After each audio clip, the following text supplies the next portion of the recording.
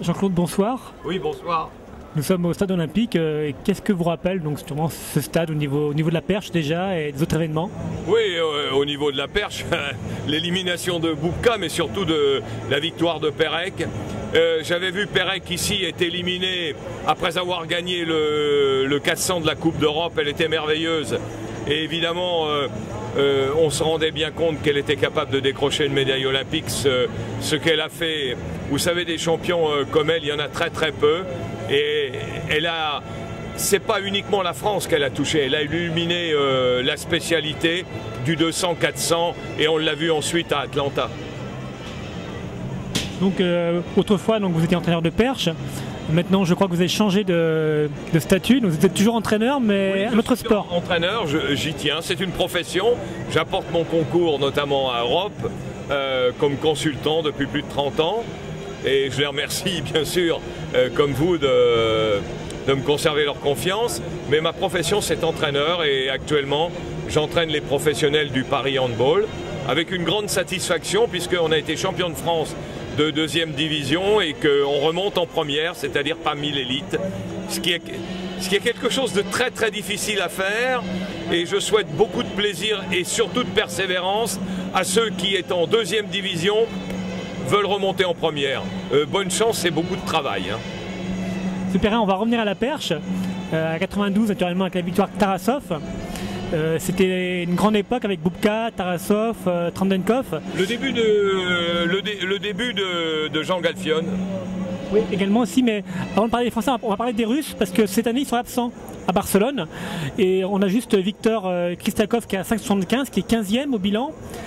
Comment est-ce que vous expliquez en fin de compte cette absence russe à la perche alors qu'ils sont présents à la marche, on l'a vu ce matin? Oui, c'est curieux alors qu'ils avaient une densité de champions, une qualité pour des sauts à 5,80. Je pense que par rapport à nous avec Ouvion, ils étaient sur la même ligne. Je parle comme technicien, une formation très très solide, très rigoureuse. Véritablement battre les Russes il y a une quinzaine, une vingtaine d'années, c'était un exploit. Et là, leur esprit, leur méthode et surtout les moyens qui sont accordés à tous ces nouveaux pays qui avant s'appelaient la Russie, l'URSS même, ça a disparu. Il n'y a plus cette âme et ce corps, ça s'est disloqué. Et les voir faire des sauts à 5,80 m, c'est maintenant assez rare. Alors qu'il y a 25-30 ans, les sauts à 5,80 m se faisaient, on ne peut pas dire avec aisance, mais assez souvent. Vous avez évoqué Jean Galfion, justement. Jean Galfion à une époque, donc c'était des matchs Allemagne avec Lomlinger et puis Ecker. Pour Barcelone, on va se retrouver avec un match entre l'Avni et puis les sauteurs, donc Olzep est mort également, naturellement oui, Ménil et Betesevi. Deux jeunes sauteurs très bons, morts notamment, qui vient de faire 5,80 dans un meeting de moyenne importance. Actuellement, que ce soit Romain Ménil ou alors Renaud Lavinelli, ils ont un cran au-dessus, ils ont une barre d'avance. Et à moins qu'il y ait véritablement un vent comme ça qui se déchaîne, et surtout qui se déchaîne dans leur tête, je ne vois pas ce qui peut leur arriver. Quelles que soient les conditions, on a vu que Renaud était quand même très fort, sur tous les sautoirs à travers l'Europe. Oui, quand on voit ce qu'il a fait sous la pluie à Forbach, avec un vent de face le dimanche d'après, ensuite au championnat de France 5,94, gagné avant à Lausanne et ensuite gagné au Stade de France, sur un sautoir qui n'est pas très facile. On a vu quand même le jeune Hooker qui a perdu sa chevelure et qui s'y est cassé les dents. Donc c'est jamais facile de passer une barre. Passer une barre, c'est toujours un exercice à haut risque. C'est la discipline la plus dure, la plus risquée et sûrement la plus technique de ce qu'on fait dans le sport, y compris l'escrime. Justement, par rapport au bilan actuel, à quelle barre on peut être champion d'Europe?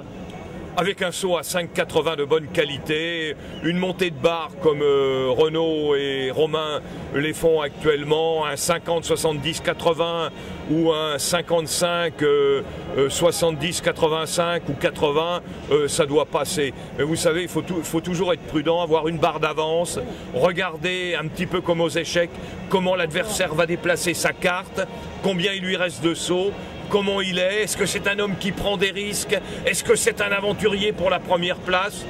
Il y a tout un ensemble de facteurs qui font la beauté de ce geste. C'est pendant 6 heures dans le virage, là. C'est une épreuve à haut risque.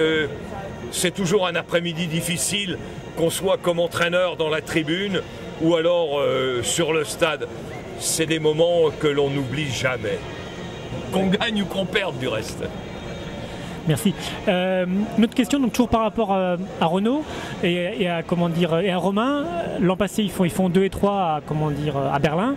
Donc 2 pour Romain et 3 pour Renaud. Là, vous envisagez également 2 Français sur le podium au moins? Ah oui, alors la première place est toujours quelque chose de particulier. La première place dépend du talent, de la prise de risque, des facteurs de confiance, un tout petit peu des conditions climatiques, des adversaires bien évidemment. Ils sont quand même bien armés par rapport à tous les facteurs que je viens de vous dire pour occuper les premières places du podium. Il faut être très fort pour dire quel est le classement entre les deux. Hein. Et Damien? Ah, Damien, c'est un bon sauteur. C'est un sauteur qui est finaliste olympique, qui est finaliste des championnats du monde. Et il ne faut pas l'écarter. Pourquoi pas les 3 premières places, hein. Faut pas l'écarter du tout. Vous ne voyez pas ni Odzep ni Mort sur le podium? Il y a aussi un Polonais qui est pas mauvais à 5,80 aussi. Oui, non, je ne les vois pas. Je ne les vois pas. Vraisemblablement, ma vue entachée par, comme d'habitude, mon esprit tricolore. On a vu que cette saison, Laveni faisait une carrière, enfin une saison un petit peu à la Bubka. Est-ce que vous pensez justement qu'il peut avoir une carrière comme lui et passer rapidement des barres à 6,08, 6,09 et plus haut naturellement? Il n'y a aucune comparaison entre Lavillenie et puis Bubka. Renaud est un homme d'exception. Il sent la perche depuis que son père lui a inculqué. Il la sent, il la vit et surtout il la développe. C'est un artiste qui utilise maintenant un engin qui s'appelle la perche en fibre de verre. Il n'est pas propulsé dans le ciel, il fait corps avec son engin et il se propulse dans le ciel. C'est un acrobate. Aussitôt que la perche a fléchi, il est dans un cône d'éjection et rien ne peut lui arriver. Entre 5,80 et 6,20, je pense que c'est pour l'instant sa courbe de saut. Voilà Lavillenie. Que dire de plus pour conclure? Qu'il est meilleur que Bubka. Il est meilleur, peut-être pas dans vos statistiques, c'est normal. Journaliste, vous avez beaucoup de données statistiques. Mais dans mon cœur, dans l'esprit, et surtout dans la façon de voir et de concevoir le sport, c'est pour moi l'idéal. Il représente ce que je voudrais que soit la jeunesse de mon pays. Merci. C'est un plaisir d'être avec vous.